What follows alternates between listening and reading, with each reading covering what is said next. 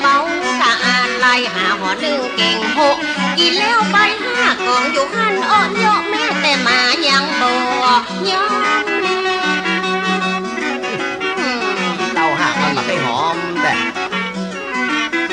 ถ้าตัวใครกินแล้วใครจริงริมลับอาหารตาคดตัวไปกินเหี่ยคิงหังเนขัดลักสตางออมสินเมียไปซื้อเหล้าซื้อเบียร์ไปสู่อีกคำอีเอ้ยเมาเหล้าเข้าบ้านขาดสุดยะกินอย่างหักเลือดจ้าพักฝังหันเตอร์บ่เฮยจริงนั่นแหละ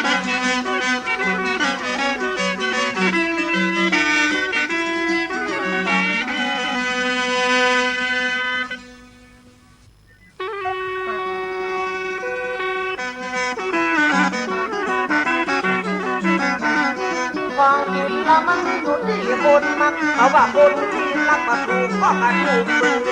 ก็ไก่ปากต้องฟอกหน้าหมอคืนให้เป็นคนที่ลืมมันได้เป็นคนสอนเนี่ยเพราะว่าศาสนามันเปรียบเหมือนอาหารถ้าว่าเขาต้องการมาต้องไปใจการแต่กินศาสนาถึงวันบาขาดทุกอย่างเอาเงินไปฝากกินดอกเบี้ยสบาย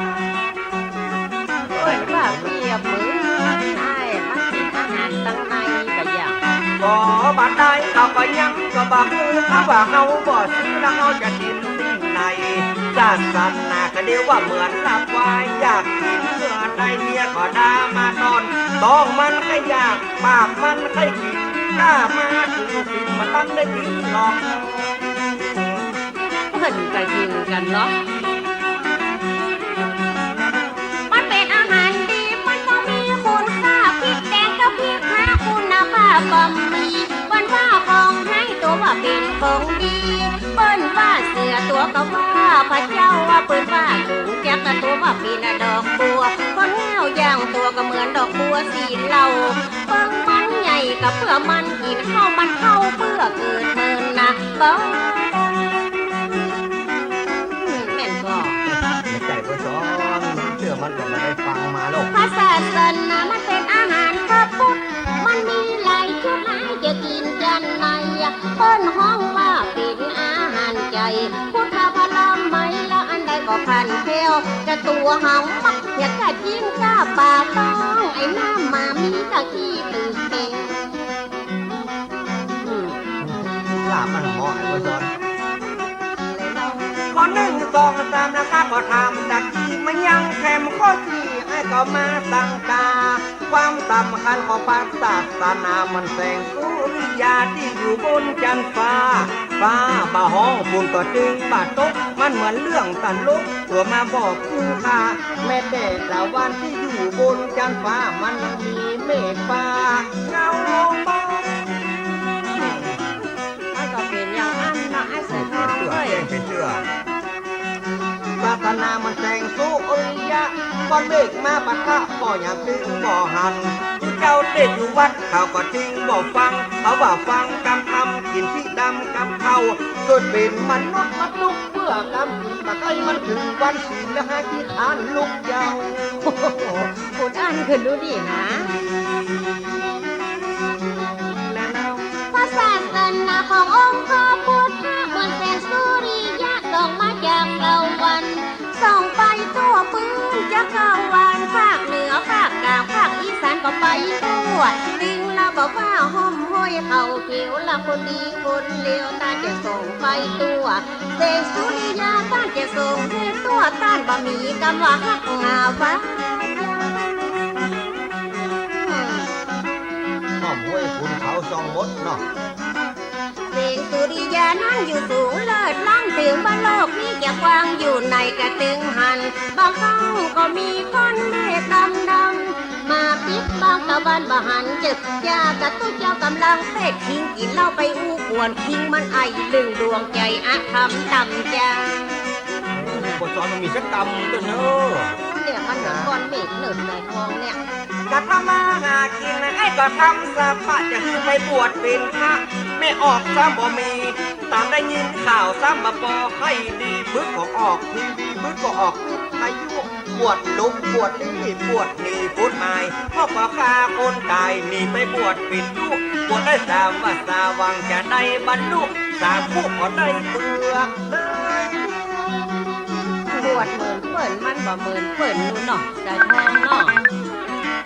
มันจะเป็นอันเรื่องมันเป็นก็ว่าจะเป็นอันเรื่องมันจริงตามที่ข้าได้ยินแค่เป็นที่น่าหวาดเสียวเจ้าหมื่นตูนเชื่อในตูนเดียวมันจะดีมันจะเร็วมันเลือกเอาเลือกเจ้าบทเป็นรู้เจ้าสบายเหมือนจะได้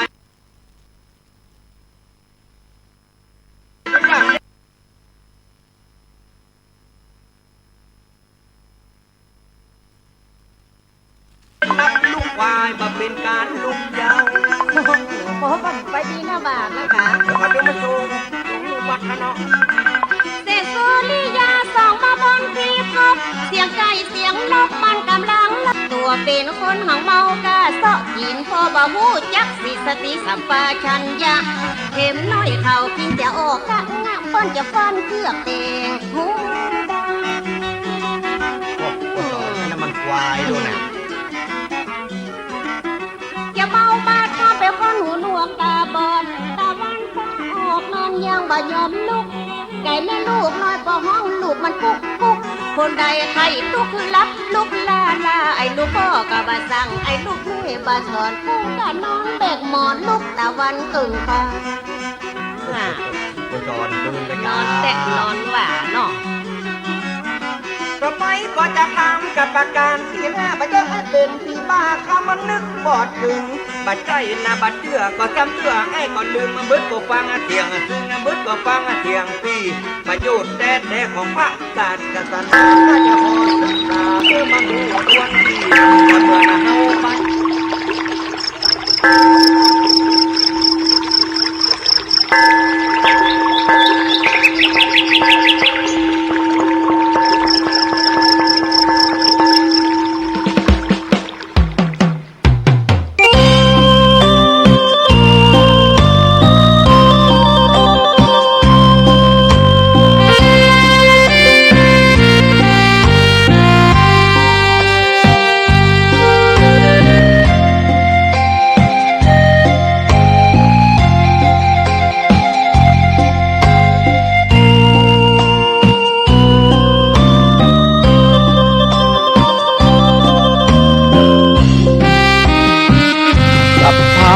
ทานังธรรมะ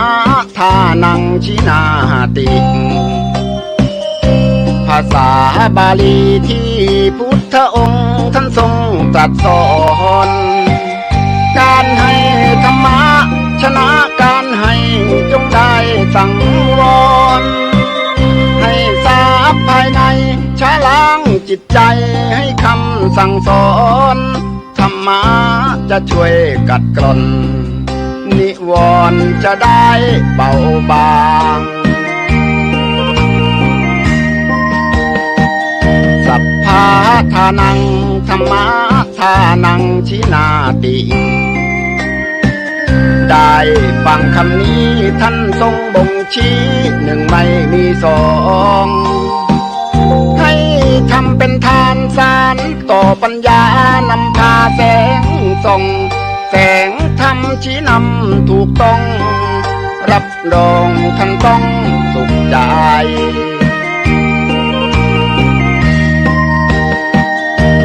โลภโกรธหลงปลงเสียบ้างมาสร้างกุศลอย่าหลงวังวนคิดสร้างกุศลผลบุญยิ่งใหญ่ร่ำรวยล้นฟ้าจำไว้เถิดว่าไม่ช้าต้องตายศีลธรรมชี้นำสุขใจยามตายจะได้หลับตา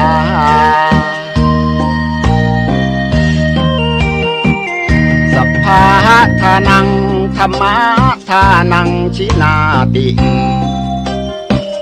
ได้ฟังเพลงนี้เชิญเถิดน้องพี่อย่าได้รอช้าให้ทำเป็นทานสารต่อกุศลผลเวทนาชาตินี้หรือว่าชาติหน้าเกิดมาดวงตาเห็นธรรม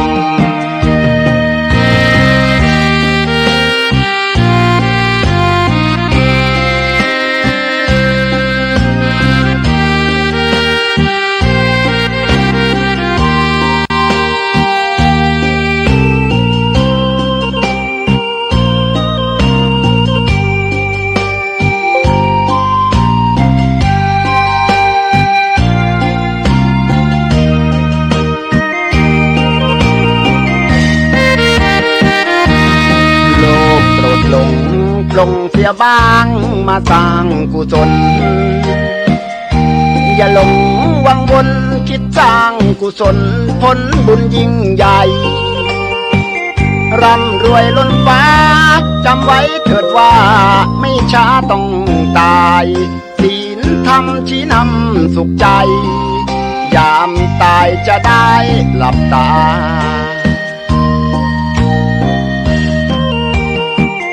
สัพพะทานังธรรมะทานังชินาติได้ฟังเพลงนี้เชิญเถิดน้องพี่อย่าได้รอช้าให้ทำเป็นทานสานต่อกุศลผลเวทนาชาตินี้หรือว่าชาติหน้าเกิดมาดวงตาเห็นธรรม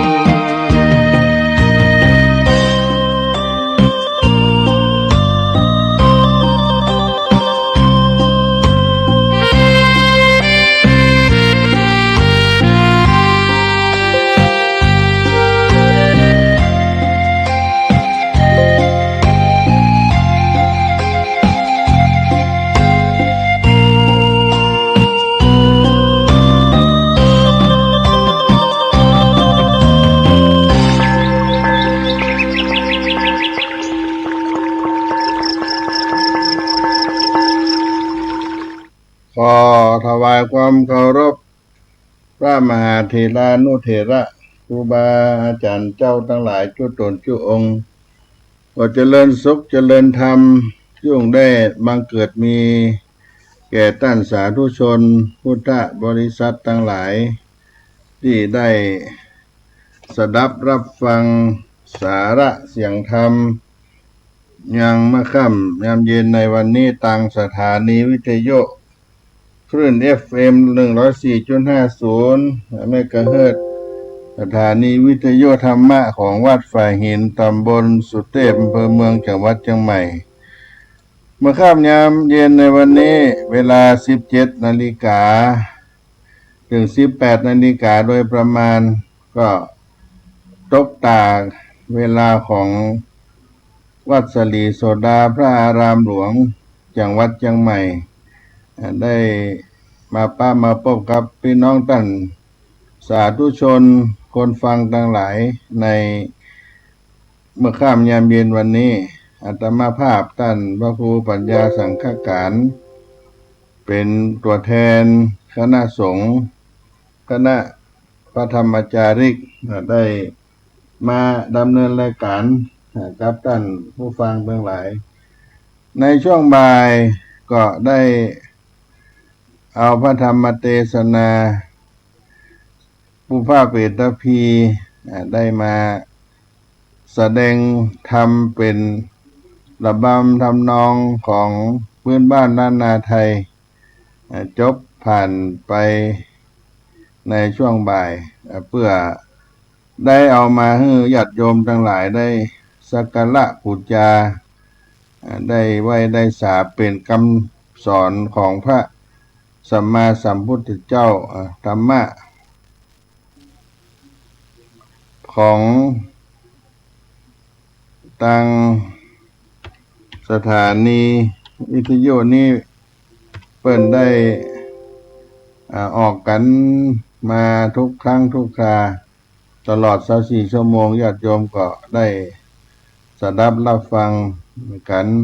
แล้วก็เป็นการเพิ่มเติมที่ความรู้ของท่านได้แน่นขึ้นแล้วก็ได้หายข้อสงสัยกำลังสังกาเพิ่มพูนปัญญาให้เราได้รู้ได้เป็นเรื่องราวของการกินการต้านนานาต่างๆก็ขอญาติโยมได้รับธรรมะอันเป็นประโยชน์นะให้ตนตัวของเฮาได้นำเอาไปใช้พินิจพิจารณาในการดำเนินชีวิตของเฮาตลอด ชีวิตที่เราได้เกิดมาเป็นพระพุทธศาสนาศาสนิกชนก็ได้ดำรงตามคำสอนของพระพุทธเจ้าก็อู้กันในสาระต่อไปแต่ว่าจะเอาธรรมะในสุภาษิตโบราณล้านนาเอามาปั่นมาฝากเป็นธรรมะในต้นรายการนี้มีบทที่ว่าไม้ต่างป้องพี่น้องต่างใจไม้ต่างป้องพี่น้องต่างใจไม้ไผ่แต่ละป้องก็มีความแตกต่างกันพี่กับน้องก็ย่อมมีความแตกต่างกันเป็นธรรมดาไม้ต่างป้องพี่น้องต่างใจก็เป็นความหมายที่เราเกิดมาร่วมต้องเดียวกันต่างคนต่างวิญญาณไม้ไผ่เล่มเดียวก็มีหลายป้องแต่ละป้องแตกต่างกันไปตามคันลองของธรรมชาติไม้ต่างป้องพี่น้องต่างใจก็เปรียบเสมือนที่ได้กล่าวไว้คนเกิดร่วมต้องแห่งห้องอัตตาได้ร่วมข้าพาวิญญาณต่างห้องไม้ไผ่เล่มเดียวเถี่ยวไปหลายป้องย่อมต่างทำนองแผกปัดหนึ่งป้องหนึ่งใจต้านไขแม่นตัดอัฐะข้าวเจียแนวในลูกตับลูกต้องไม่ป้องต่างใจมันหากเป็นไปอย่างนั้นเลยเจ้าไม้ต่างป้องพี่น้องต่างใจคนเกิดร่วมต้องแห่งห้องอัตตาได้ร่วมกับพาวิญญาต่างห้องไม้ไผ่เล่มเดียวเถี่ยวไปหลายป้องพี่หนึ่งย่อมต่างตำนองแผกปัดหนึ่งป้องหนึ่งใจต้านไขแม่นตัดอัฐะข้าวเจียอัฐะข้าวเจียแนวในลูกตับลูกต้องไม้ป้องต่างใจมันหากเป็นไปอย่างนั้นเลยเจ้าเกิดคนเกิดร่วมต้องแห่งห้องอัตตาได้ร่วมคับพาวิญญาต่างห้องไม้ไผ่เล่มเดียวเถี่ยวไปหลายป้องย่อมต่างทำนองแผกปัดหนึ่งป้องหนึ่งใจต้านไขแม่นตัดอัฐะข้าวเจียแนวในลูกตับลูกต้องไม้ป้องต่างใจมันหากเป็นไปอย่างนั้นได้เจ้าก็เอามาปั่นมาฝากพี่น้องท่านสาธุชนทั้งหลายไม้ต่างป้องพี่น้องต่างใจสุภาษิตโบราณล้านนาไทยในช่วงต้นรายการไม้ไผ่แต่ละป้องก็มีความแตกต่างกันพี่กับน้องย่อมมีความแตกต่างกันเป็นธรรมดาคนเราเกิดมาร่วมต้องเดียวกันแต่ต่างคนต่างวิญญาณไม้ไผ่เล่มเดียวก็มีหลายป้องแต่ละป้องแตกต่างกันไปตามคันลองของธรรมชาติก็เอามาปั่นมาฝากพี่น้องท่านคนฟังทั้งหลายในสารธรรมเสียงธรรมวัดสลีโสดาพระอารามหลวงจังหวัดเชียงใหม่ในเมื่อค่ำยามเย็นในวันนี้คือกับพี่น้องท่านสาธุชนคนฟังทั้งหลาย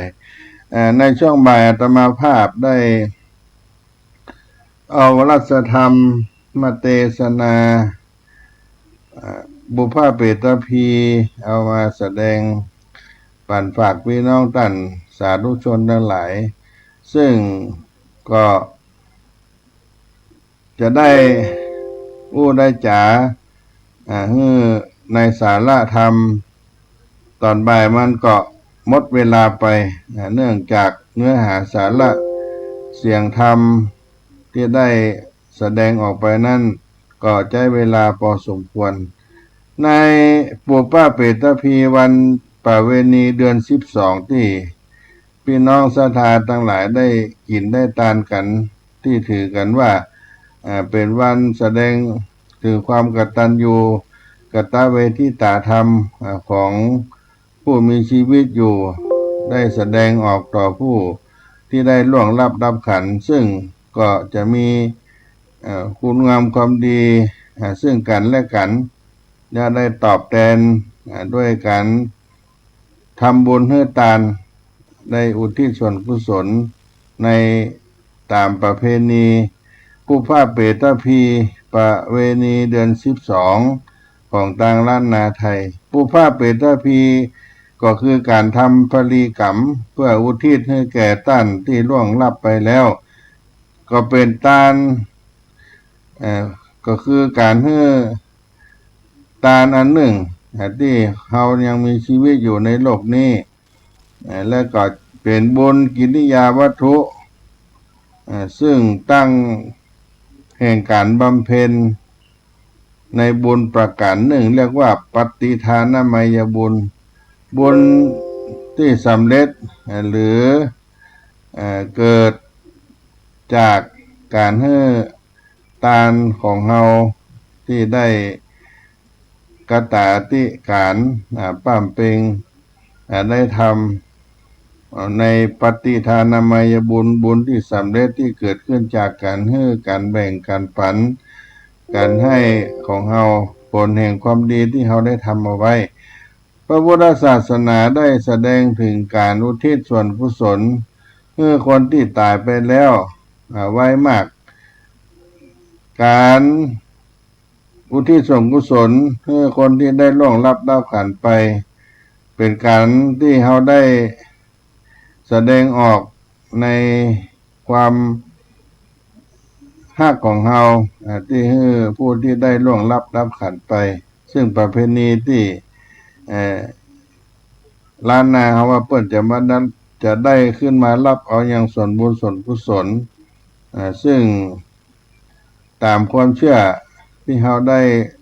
รับในคำสอนในทางพระพุทธศาสนาบ่พอแต่คนล้านนาของเรา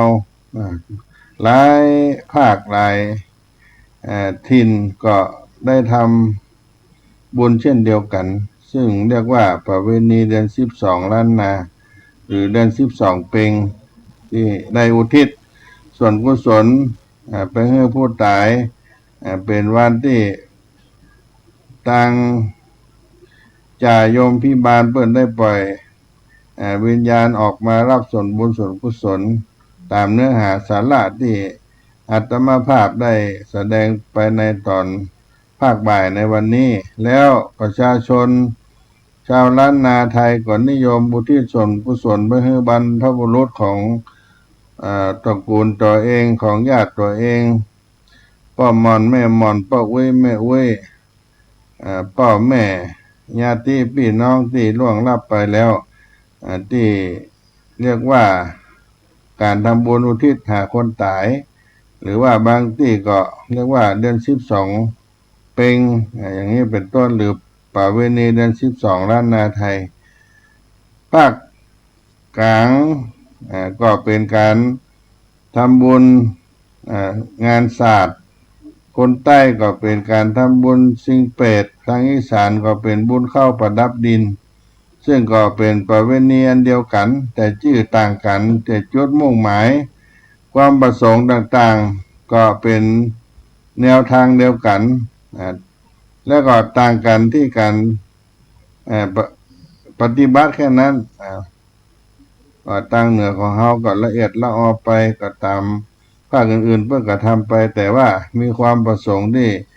ได้อุทิศส่วนถึงผู้ที่ได้ล่วงลับไปแล้วเช่นเดียวกันสำหรับการทำบุญอุทิศ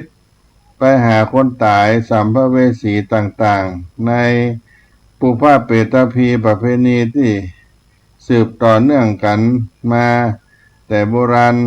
ได้อุทิศส่วนกุศลไปให้ญาติพี่น้องก็ถือกันว่าวันที่ได้ทำบุญนั้นพญายมราชได้ปล่อยวิญญาณผู้ตายกลับมาสู่เมืองมนุษย์เพื่อมารับเอาส่วนบุญกุศลได้เกิดจากญาติพี่น้องได้ทำแล้วก็จะได้พ้นจากสภาวะความทุกขเวทนาเป็นเปรตอสุรกายทั้งหลายเพื่อให้ดวงวิญญาณเหล่านั้นได้หลุดพ้นจากวงกรรมความทุกข์คนล้านนาไทยก็จึงมีการประพฤติปฏิบัติ อีกประการหนึ่งเรียกว่าตานธรรมหรือเตธรรมไปให้ผู้ที่ตายเชื่อว่าอานิสงส์ในการเทศนาธรรมหรือการตานธรรมการฟังธรรมนี่จะไปกล่อมเกลาจิตใจให้เพศนี้ได้หลุดพ้นจากความทุกข์ได้ธรรมะที่ตานก็เป็นเรื่องราวของธรรมมหาวิบากธรรมมาลัยโพธิโลกธรรมมหามุลนิพพานสูตรนิพพานสูตรอานิสงส์ตานหาคนตายธรรมวิสุทธิญาตำนานพระแก้วดอนเต้าเหล่านี้เป็นต้นกัมมวาจาก็ดีนี่เพื่อนก็จะได้เอาคำพีร์ที่จานเป็นอักษรแต่ก่อนนั้นก็เป็นใบลานทำด้วยอักษรล้านนาปัจจุบันก็เป็นกระดาษแต่ลักษณะยาวคล้ายกับใบลานพับเปิดอ่านได้มีเนื้อหาสาระเรียกว่าคัมภีร์ธรรมของล้านนาไทยธรรมมหาวิบากธรรมมาลัยโพธิโลกมหามุลนิพพานสูตรนิพพานสูตรกัมมวาจาตำนานพญาอินตาแล้วก็ตำนานพระแก้วดอนเต้าทำเจ้ากรรมนายเวรที่เนื้อผู้ตายเหล่านี้ซึ่งในปีนี้ก็ตรงกับวันที่7 กันยายนพุทธศักราช2568เดือน12เหนือออก8 ค่ำเป็นประเวณีที่ชาวล้านนาปฏิบัติกันมาหลายชั่วอายุคนมีความเชื่อกันในโลกนรกภูมินั้นได้มีวิญญาณที่ได้ไปทุกข์ทรมานซึ่งก็คือการได้ทำผิดศีลผิดธรรมทำบดีเกิดบาปกับตนจะต้องไปรับส่วนทุกขเวทนาในนรกภูมิแล้วก็จะขึ้นมารับเอาส่วนบุญดังนั้นก็เป็นประเพณีประพฤติปฏิบัติด้วยความกตัญญูต้องการให้คนที่เฮาฮักได้รับความสุขในปรโลกไปหน้าที่ได้สืบกันมาในครั้งพุทธกาลก็มีเรื่องราวได้กล่าวไว้ปางเมื่อพระพุทธเจ้ายังตนพระพุทธองค์ทรงยังพระชนชีพอยู่หรือว่าครั้งพุทธกาลที่พระเจ้าพิมพิสารได้สร้างวัดเวฬุวันป่าไม้ไผ่ถวายให้เป็นทานแก่สมเด็จพระสัมมาสัมพุทธเจ้าที่กรุงราชคฤห์แล้วก็โปรดอาราธนาพระพุทธองค์ได้ไปรับกิจภัตตกิจถวายภัตตาหารในวัดใหม่วัดเวฬุวันมหาวิหารแห่งนั้นพระพุทธองค์ก็รับอาราธนาโปรดพระราชศรัทธารับมหาทานของพระเจ้าพิมพิสารในการถวายให้เป็นทานพระเวฬุวันมหาวิหารพระองค์ก็เสด็จไปเพื่อโปรดพระเจ้าพิมพิสารแล้วก็ในการทำบุญนั้นก็ทำให้พระเจ้าพิมพิสารนั้นวิตกกังวลที่จะถวายการต้อนรับพระพุทธองค์ก็ลืมได้มีการแผ่บุญกุศลต่างๆที่ได้ทำนั้นพอถึงคืนวันที่ได้ถวายมหาทานคือวัดแรกของพระพุทธศาสนานั้นก็ได้ยินเสียงอันประหลาดหรือว่าเสียงเปรตที่ได้มาสำแดงให้พระเจ้าพิมพิสารได้ยินออกมาในเป็นเสียงต่างๆนานาทั่วพระราชนิเวศพอรุ่งเช้าพระเจ้าพิมพิสารก็เกิดความสลดพระราชฤทัยหวาดกลัวแล้วก็ไปกราบทูลถามพุทธองค์โดยเสียงที่เป็นอันประหลาดที่บ่เคยได้ยินนั้นโดยเป็นเหตุอันใดแก่พระองค์กล้าจะเป็นกับบ้านกับเมืองที่พระองค์ทรงครองราชย์อยู่หรือประชานาราชเมืองจะเป็นเพศเป็นภัยอย่างใดพระพุทธองค์ก็ตรัสกล่าวว่าเสียงที่ได้ยินได้ ทราบของพระเจ้าพิมพิสารนั้นเกิดจากเป็นญาติของพระเจ้าพิมพิสารแต่ในอดีตที่เกิดเป็นเปรตได้มาขอส่วนบุญในมหาทานที่พระเจ้าพิมพิสารได้ถวายทานแก่พระพุทธเจ้าส่วนเปรตทั้งหลายที่ยังมาได้รับสมบูรณ์สุขกุศลก็ได้มาส่งเสียงสัตตะแสมเนียงให้เกิดขึ้นดังที่ได้ยินได้ทราบไปทั่วพระราชนิเวศของพระเจ้าพิมพิสารแล้วก็พุทธเจ้าก็บอกให้พระองค์ได้ทราบแล้วก็ได้ถวายทานแถมวันต่อมาได้ให้เป็นทานภัตตาหารแก่พระพุทธองค์ได้รับอาราธนาในวันรุ่งขึ้นก็ได้อุทิศทานแก่เปรตเหล่านั้นพระพุทธองค์ก็เสด็จเข้าไปในราชนิเวศพร้อมด้วยภิกษุทั้งหลายได้กระทำการให้ทานพุทธองค์ก็ได้ทำการปรากฏของเพศให้พระเจ้าพิมพิสารได้หันแล้วก็ได้หลั่งน้ำทักษิโนทกแผ่บุญกุศลในทานนี้จงมีแก่เปรตทั้งหลายก็บังเกิดเป็นสาบกคารณีให้เปรตได้ชำระดื่มกินน้ำระงับความกระหายหิวโหวยก็มีผิวพรรณวันนะเกิดขึ้นมาเป็นดั่งทองคำแล้วก็ลำดับนั้นพระเจ้าพิมพิสารก็ได้ถวายข้าวยาคูของเคี้ยวของกินทรงอุทิศส่วนกุศลในโภชนาทั้งหลายเป็นทิพย์ก็เกิดขึ้นกับเพศนั้นได้บริโภคของทิพย์ก็มีอินทรีย์สมบูรณ์ต่อมาก็ได้ถวายผ้าไตรถวายผ้าที่เขาหันมาเดียวเนี่ยถวายผ้าแก่พระพุทธองค์ได้โปรดรับเอาในเครื่องกินทานทั้งหลายให้อุทิศแก่เปรตทั้งหลายก็เป็นทิพย์เกิดขึ้นกับเปรตได้มีควรหนุ่งควรทรงดังนั้นอันนี้ส่งทานมหาทานที่พระเจ้าพิมพิสารได้กินทานทั้งนั้นเรียกว่าการทานอันยิ่งใหญ่และทำปุพพะเปตภีทานแก่ผู้ที่ได้ล่วงลับดับขันไปเป็นญาติของพระเจ้าพิมพิสารให้แสดงของความกตัญญูกตเวทิตาก็เป็นเรื่องราวในพุทธกาลได้กล่าวโดยสรุปว่าในสมัยที่พระเจ้าพิมพิสารได้ทานพระองค์ก็ได้โปรดพระเจ้าพิมพิสารแล้วพระเจ้าพิมพิสารนั้นได้รับธรรมะก็ได้ทำถึงขั้นโสดาปัตติผลที่ได้ฟังธรรมของพระพุทธเจ้าได้อุทิศถวายทานในครั้งนั้นเรียกว่าปุพพะเปตภีการทำบุญเพื่อทานแก่เปรตทั้งหลายได้พ้นจากทุกขเวทนาเพราะฉะนั้นประเพณี12เพลงประเพณีที่อุทิศส่วนกุศลไปให้ผู้ล่วงลับดับขันเดือนทางภาคกลางนั้นก็เป็นเดือน10บ้านเฮาเรียกว่าเดือน12ที่พญายมราชได้ปลดปล่อยวิญญาณของผู้ตายกลับมาสู่โลกมนุษย์ เพื่อได้รับเอาส่วนกุศล จากญาติพี่น้อง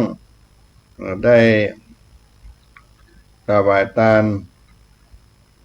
ก็ได้ทำกันไปในตะวาเนาะเป็นวันเดือนเพ็งแล้วก็ตั้งนี้ไปแห่มเกิงเดือนจนถึงเดือน12รับถ้าหากว่าท่านทั้งหลายท่านใดยังบ่ตันขึ้นใจบ่ถึงขาดเหลือแต่ประการใดก็สามารถได้ให้ทานแก่ผู้ที่ได้ล่วงลับดับขันไปอันเกี่ยวเนื่องด้วยประเพณีดังกล่าวมานี้พักกันสักกรรมก่อนเนาะญาติโยม มีอาการไอ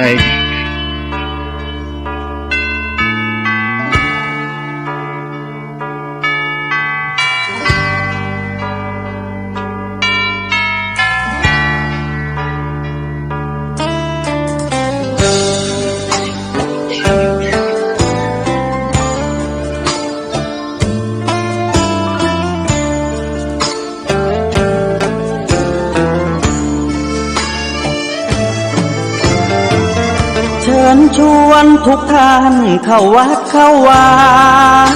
ฟังธรรมะจากหลวงตาเสริมชีวาให้สุขสดใสยึดมั่นหลักธรรมคำสอนไว้ให้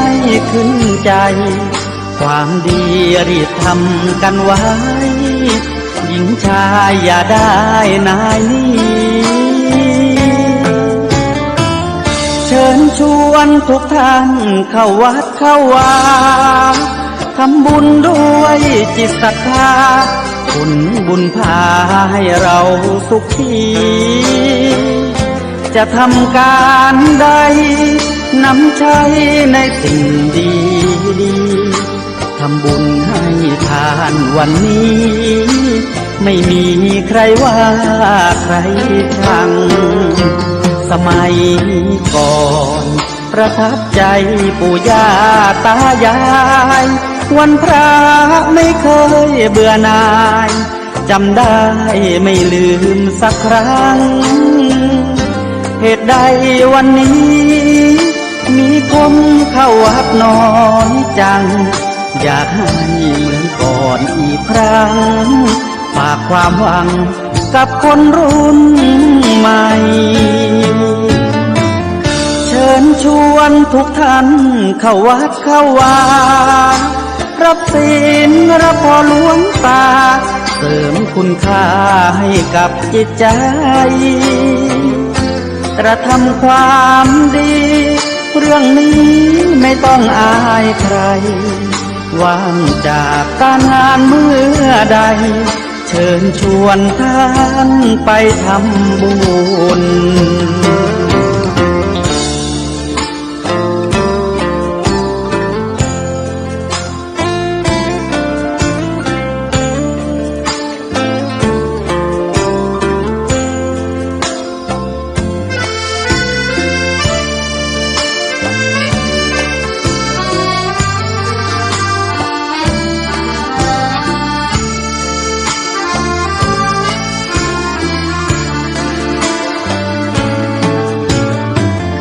เชิญชวนทุกท่านเข้าวัดเข้าวารับศีลรับพรหลวงตาเสริมคุณค่าให้กับจิตใจกระทำความดีเรื่องนี้ไม่ต้องอายใครว่างจากการงานเมื่อใดเชิญชวนท่านไปทำบุญกระทำความดีเรื่องนี้ไม่ต้องอายใครฝากเพลงเชิญชวนหญิงชายอย่าอายเรื่องการทำบุญ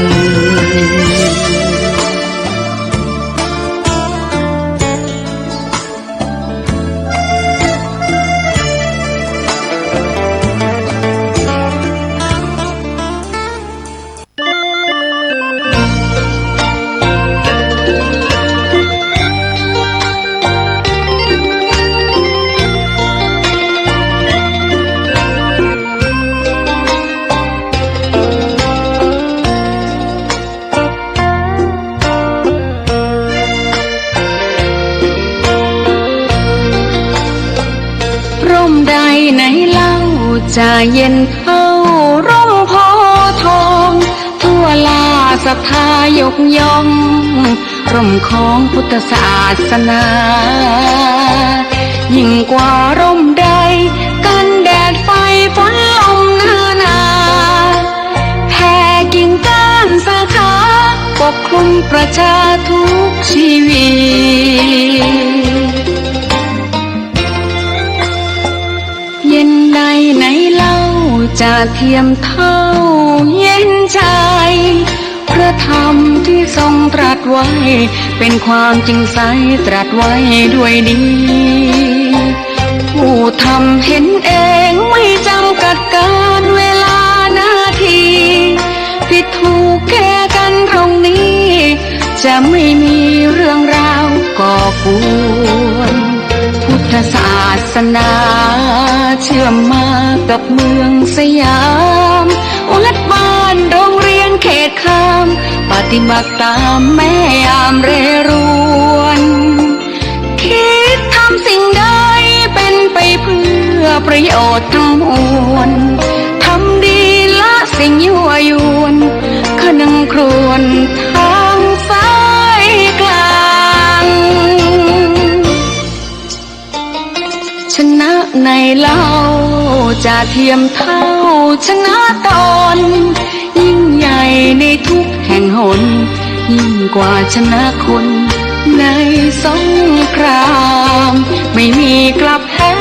ไม่มีเรื่องแย่มาลุกลามประพฤติปฏิบัติตามองค์สัมมา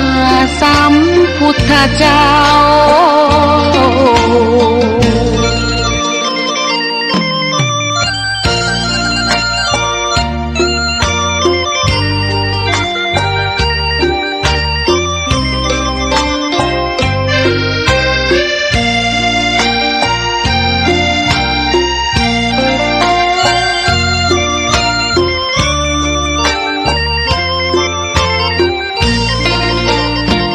พุทธศาสนาเชื่อมมากับเมืองสยามวัดบ้านโรงเรียนเขตข้ามปฏิบัติตามแม่ยามเรรวนคิดทำสิ่งใดเป็นไปเพื่อประโยชน์ทั้งมวลทำดีละสิ่งยั่วยวนขนึงครวญทางสายกลางชนะในเล่าจะเทียมเท่าชนะตนยิ่งใหญ่ในทุกแห่งหนยิ่งกว่าชนะคนในสงครามไม่มีกลับแพ้ไม่มีเรื่องแย่มาลุกลามประพฤติปฏิบัติตามองค์สัมมาสัมพุทธเจ้า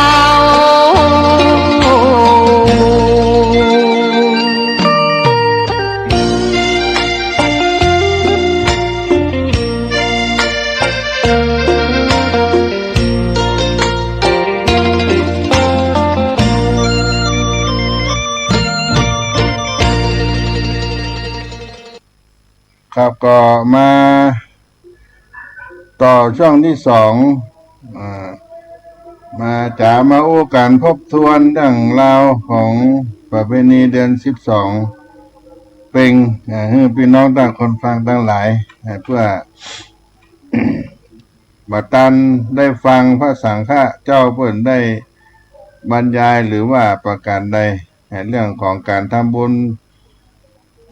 ในช่วงประเวณีเดือน12นี้ที่เราได้ทำบุญกันซึ่ง มีจุดประสงค์เพื่อได้อุทิศส่วนกุศลไปให้ผู้ตายในเดือน12เหนือขึ้น1ค่ำมาจนถึงแรม14ค่ำนั่นพญายมราชได้ปล่อยวิญญาณคนตายได้กลับมาสู่ในมนุษย์เพื่อขอรับเอาส่วนบุญส่วนกุศลจากญาติพี่น้องลูกหลานที่จะได้พ้นจากภาวะแห่งเปรตอสุรกายทั้งหลายดังนั้นการปฏิบัติต่อประเพณีด้วยกตัญญูกตเวทิตาธรรมต้องการให้คนที่ฮักได้พบกับความสุขในปรโลกได้สืบต่อกันมาแล้วเรื่องราวการทำบุญที่กล่าวถึงพระเจ้าเป็นพิสารที่เป็นเปรตของพระเจ้าญาติพระเจ้าเป็นพิสารในอดีตการตำนานในทางพระพุทธศาสนาที่ได้กล่าวถึงเปรตตราชของพระเจ้าพิมพิสารหรือว่าเปรตตราชของพระราชาพิมพิสารนั้นในการกับอดีตกับที่92นับตั้งแต่ภัตตกับนี้ย้อนกลับไปที่พระสัมมาสัมพุทธเจ้า ทรงพระนามว่าพุทธะพระพุทธบิดาทรงพระนามว่าพระเจ้าชยเสนะพระพุทธมารดามีพระนามว่าสิริมาและเจ้าชยเสนะมีราชบุตรอยู่3พระองค์เป็นต่างพระมารดาได้เป็นพระกนิษฐาพาดาข ของพระเจ้าปุษะพระพุทธเจ้าราชบุตรทั้งสามนี่มีเจ้าพนักงานรักษาคลังมีหน้าที่เป็นเจ้าพนักงานรักษาคลังเก็บสวยในชนบทการต่อมาพระราชบุตรทั้งสามมีพระราชประสงค์จะบำรุงพระพุทธศาสนาซึ่งได้มีจิตศรัทธาผู้เป็นพระเชษฐาพาดาตลอดไตรมาสเป็นพระสัมมาสัมพุทธเจ้าก็จึงขอทูลอนุญาตแก่พระบิดาได้รับอนุญาตแล้วราชบุตรทั้งสามก็ตรัสสั่งเจ้าพนักงานผู้เก็บสวยในชนบทของพระองค์ได้สร้างวิหารสร้างแล้วราชบุตรทั้งสามก็จึงนำเสด็จพระพุทธเจ้าไปที่ประทับที่วิหารได้ทูลถวายวิหารแก่พระสัมมาสัมพุทธเจ้าแล้วเจ้าพนักงานรักษาพระคลังเก็บสวยได้ดูแลจัดสิ่งของฉันของเคี้ยวของฉันถวายแก่พระผู้มีพระภาคเจ้าพร้อมโดยภิกษุทั้งหลาย90,000 องค์เป็นพุทธบริวารและตัวเราทั้งสามกับบริวารทุกๆวันตลอดไตรมาสตั้งแต่วันนี้ไปก็บ่อู้บ่จ๋าจะบ่อู้บ่จ๋าละได้ตัดกล่าวไว้แล้วแก่เจ้าหน้าที่ที่ได้รับการอุปถากทั้งหลายก็ปาบริวารปันองค์มาสัตมาตานศีล10ได้ประทับอยู่ในวิหารตลอด3 เดือนเจ้าพนักงานรักษาพระคลังและเจ้าพนักงานเก็บสวยได้พัดกันดูแลตานวัตรความประสงค์ของพระราชบุตรทั้งสามด้วยความเคารพทั้งนั้นชาวชนบทบางพวกจำนวน 84,000 คนได้ทำอันตรายต่อทานวัตรของพระราชบุตรทั้งสามมีทายธรรมที่ได้ทำไว้นั่นก็กินเนี่ยคนเดียวให้แก่บุตรให้ลูกให้เต้าพ่องเผาโรงครัวให้เสียหายส่วนเหล่านั้นได้ทำลายขันแล้วก็ไปเกิดในนรกการล่วงพ้นไปได้92ครับจนถึงครับนี่พระพุทธศาสนาพระกัสสปะพระสัมมาสัมพุทธเจ้าในพระพุทธศาสนาพระกัสสะสัมมาสัมพุทธเจ้าคนทั้งหลายเหล่านี้มีจิตอกุศลเบียดเบียนแล้วนั้นก็ได้มาเกิดเป็นหมู่เพศครั้งนั้นมนุษย์ทำบุญให้ทานอุทิศส่วนกุศลให้แก่ญาติเป็นเปรตของตนเปรตเหล่านั้นก็ได้ซึ่งทิพย์สมบัตินานาประการหมู่เพศผู้ทำลายเครื่องทายธรรมพระราชบุตรทั้งสามนั้นหาได้รับส่วนกุศลเปรตเหล่านั้นก็จึงถามพระเจ้ากัสสปะสัมมาสัมพุทธเจ้าว่าข้าพระพุทธเจ้านี้จึงได้รับสมบัติแบบนี้หรือไม่พระพุทธเจ้าก็ตรัสว่าท่านทั้งหลายยังบ่ได้รับสมบัติบัดนี้ต่อไปในภายพุทธกาลแห่งพระโคตมะสัมมาสัมพุทธเจ้าญาติของท่านทั้งหลายจะได้เกิดไปเป็นราชาซึ่งมีนามว่าปิมพิสารและได้ถวายทานแก่พระองค์นั้นแล้วอุทิศส่วนบุญส่วนกุศลทั้งหลายเมื่อนั้นท่านจะได้รับสมบัติแบบนี้การล่วงมาพุทธันดรหนึ่งถึงพระพุทธศาสนาพระสัมมาสัมพุทธเจ้า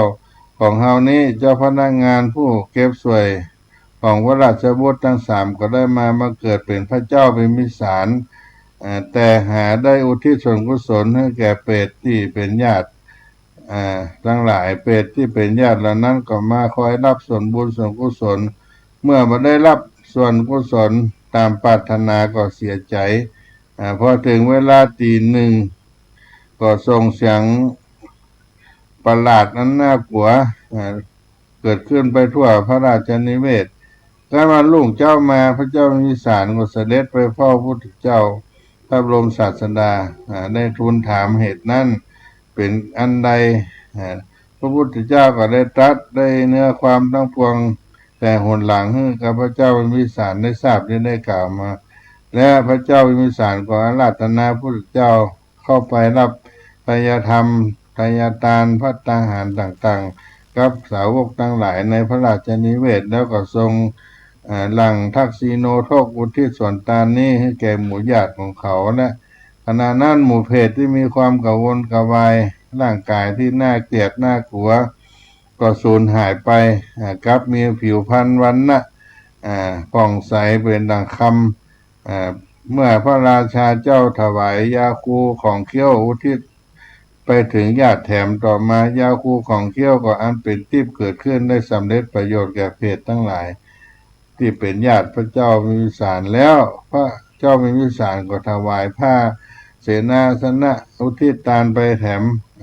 เครื่องและผ้าเสนาสนะ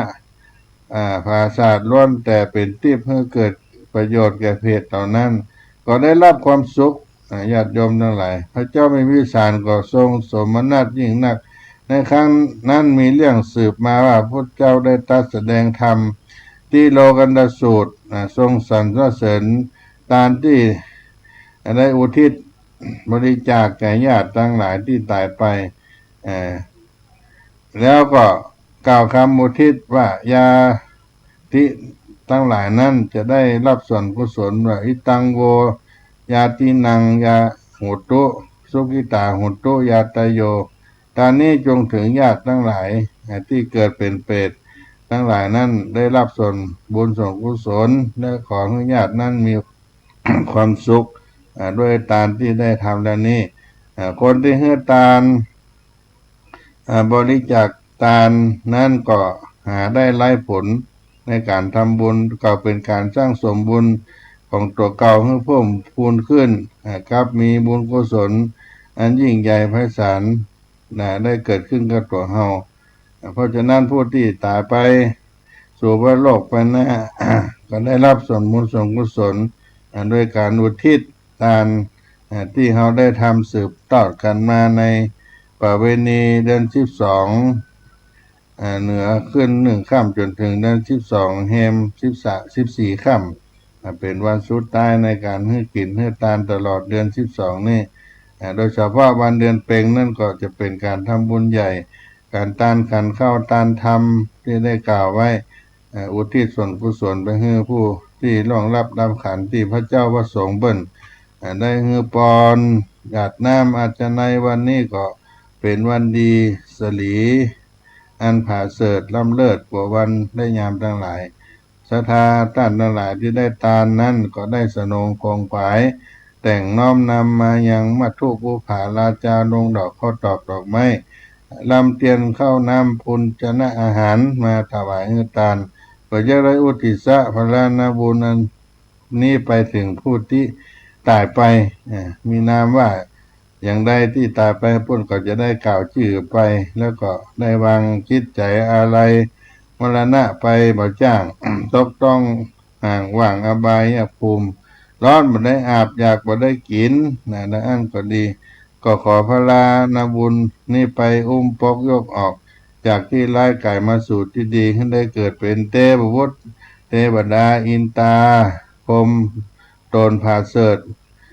ดังอันก็ดีขอพระละนาบุญนี้ไปเตรียมแถมยังสลีสัมปติยิ่งกว่าเก่าสุขร้อยเต้าปันปูนพระละนาบุญนี้ก็จักนำรอดถึงเวียงเกี่ยวยอดในปานนั่นเป็นที่แล้วแก่ศรัทธาทั้งหลายที่ได้มีเจตนาอุทิศถวายให้เป็นทานแก่ผู้ที่ได้ลงรับขันไปแล้วบางที่ก็มีการทำบุญด้านการเทศน์คัมภีร์ทำเนี่ยเรียกว่าทำเปตตาภีทำมาลัยโพธิโลกปุพพะเปตตาภีมาลัยโพธิโลกทำมหามูลนิพพานสูตรทำนิพพานสูตรทำตำนานพระแก้วดอนเต้าตำนานพญาอินตาเหล่านี้ทำวิสุทธิญาก็ดีก็เอามาอุทิศเป็นคัมภีร์ไว้ในวัดวาอารามให้พระเจ้าประสงค์ได้ศึกษาได้เรียนรู้แล้วก็นำมาสอนแก่ศรัทธาญาติโยมสืบไปปุพพะเปตตาภีทานก็ได้อุทิศสร้างทานนี้เป็นประโยชน์แก่คนทานในการ แสดงความกตัญญูต่อบรรพชนกตเวทิตาธรรมต่อบรรพชนช่วยเหลือจำจูพระพุทธศาสนาให้พระเจ้าประสงค์ได้รับความสุขสบายได้มีสัพพยะในการปฏิบัติธรรมสร้างความสามัคคีในครอบครัวในหมู่คณะสังคมวัดบ้านให้เกิดให้เป็นประเพณีที่ดีงามสืบไปแก่ลูกแก่หลานในอนาคตการในภายภาคหน้าก็นำมามาจากกันสืบลืมเก่าหลังวันเดือน12เพ็งแก่พี่น้องท่านสาธุชนท่านคนฟังทั้งหลายในเมื่อค่ำยามเย็นในวันนี้อาตมาภาพก็ได้ มามาจาให้พี่น้องท่านได้ฟังปุพพะเปตพีการฮื้อตาลไปฮื้อคนที่ตายตาลฮื้อกับผู้ที่ได้ล่วงลับดับขันไปก็เป็นการทำบุญในทางพระพุทธศาสนาอุทิศไปให้กับผู้ที่ได้ล่วงลับดับขันไปนั้นสืบกันมาตั้ง แต่อดีตการมาจนถึงปัจจุบันนี้บรรพชนของเราก็จะได้รับบุญกุศลที่เราได้ทำในครั้งนี้ในประเพณีเดือน12เพ็งนอกจากนั้นก็ยังมีประเพณีตาลกล้วยสลากเพิ่มขึ้นมาซึ่งจะได้อุทิศส่วนกุศลไปให้ผู้ลงรับดาวขันไปบางจังหวัดในภาคเหนือก็กินตาลกันแน่นหนายิ่งใหญ่ก็มีโอกาสจะได้มาเล่าสู่กันฟังสืบเนื่องด้วยประเพณีปุพพะเปตพีต่อด้วยสลากพัดกินตาลในทางพระพุทธศาสนาในปุพพะเปตพีอุทิศส่วนกุศลที่ได้ทำไว้ให้แก่ผู้เสียชีวิตได้แสดงออกซึ่งความกตัญญูกตเวทิตาต่อผู้ล่วงลับไปแล้วตั้ง วัดสลีโสดาพระอารามหลวงก็มีการทำบุญเช่นเดียวกันญาติโยมอุทิศไปให้ซึ่งวันอาทิตย์ที่7กันยายน2568นี้ตรงกับเดือน12เหนือขึ้น15ค่ำประเพณีเดือน12เพ็งที่ได้ทำบุญวัดศรีโสดาก็ ได้จัดประเพณีโดยเมตตาธรรมหลวงปู่พระธรรมวชิราโกศลก็เปิดโอกาสให้พุทธศาสนิกชนโดยเฉพาะศรัทธาประจำวัดศรีโสดาบ้านน้ำตกให้แก้วขึ้นมาทำบุญให้ทานโดยพร้อมเพรียงกันทำบุญเสร็จไปแล้วในวันที่7แล้วก็จะมีการทำบุญต่อไปจนถึงเดือน12ดับโดยญาติโยมทั้งหลายที่ว่าทานนี้ก็จะได้กินให้ทานซึ่งก็เน้นในการทานประจำวัดก็คืออดีตเจ้าวาดตั้งแต่ครูบาเจ้าศรีวิจัยเป็นต้นมาครูบาเสานาราโทสมเด็จพระพุทธชินวงศ์ซึ่งวัดศรีโสดานั้นมีโครงการพระธรรมจาริกที่ได้เผยแผ่งานพระพุทธศาสนาและญาติพี่น้องของศรัทธาทั้งหลายที่ได้มาทำบุญในวัดศรีโสดาในวันที่7ตะวันที่ผ่านมาแล้วก็แผ่อุทิศส่วนกุศลให้อดีตผู้จารย์มคณายกอดีตคนนอนวัดประจำวัดศรีโสดาเป็นครูสอนวัดศรีโสดาพ่อครัวแม่ครัวคนขับรถ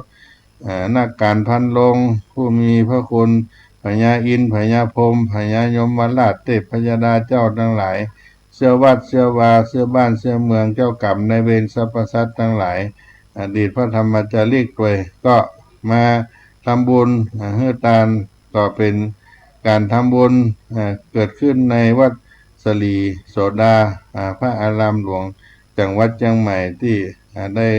เสร็จไปแล้วในตะวันก็มาสู่กันฟังกับพี่น้องศรัทธาตั้งหลายในประเพณีเดือน12เพ็งที่ได้ทำกันมาทุกๆปีวันนี้เวลาก็จะหมดเสียงไปแล้วขอล่ำลารายการจากพี่น้องท่านผู้ฟังไปเพียงเก้าอี้ก่อนในเรื่องประเวณีเดือน12เหนือประเวณีตาลอุทิศส่วนกุศลไปให้ผู้ที่ได้ล่วงลับดับขันไปขอให้ศรัทธาทั้งหลายอยู่เย็นเป็นสุขกันพ้นหน้าจัตตาโลธรรมาวัฏันติอายุวันโนสุขังปะลัง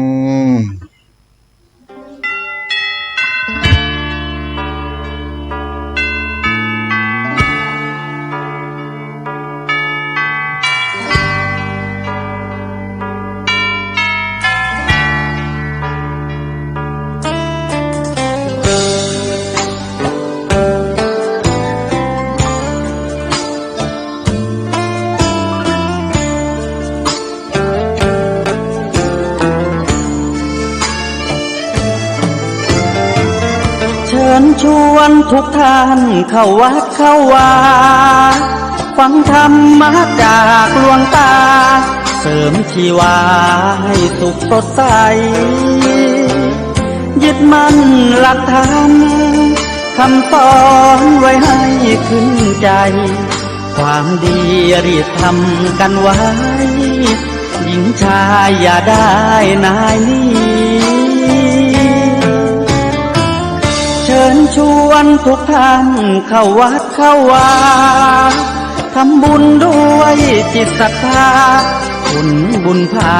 ให้เราสุขีจะทำการใดนำใช้ในสิ่งดีทำบุญให้ทานวันนี้ไม่มีใครว่าใครชังสมัยก่อนประทับใจปู่ย่าตายายวันพระไม่เคยเบื่อหน่ายจำได้ไม่ลืมสักครั้งเหตุใดวันนี้มีคนเข้าวัดน้อยจังอยากให้เหมือนก่อน ธงชาติและเพลงชาติไทยเป็นสัญลักษณ์ของความเป็นไทยเราจงร่วมใจยืนตรงเคารพธงชาติด้วยความภาคภูมิใจในเอกราชและความเสียสละของบรรพบุรุษไทยรับศีลรับพรหลวงตาคุณค่าให้กับจิตใจกระทำความดีเรื่องนี้ไม่ต้องอายใครหวังจากการงานเมื่อใดเชิญชวนท่านไปทำบุญ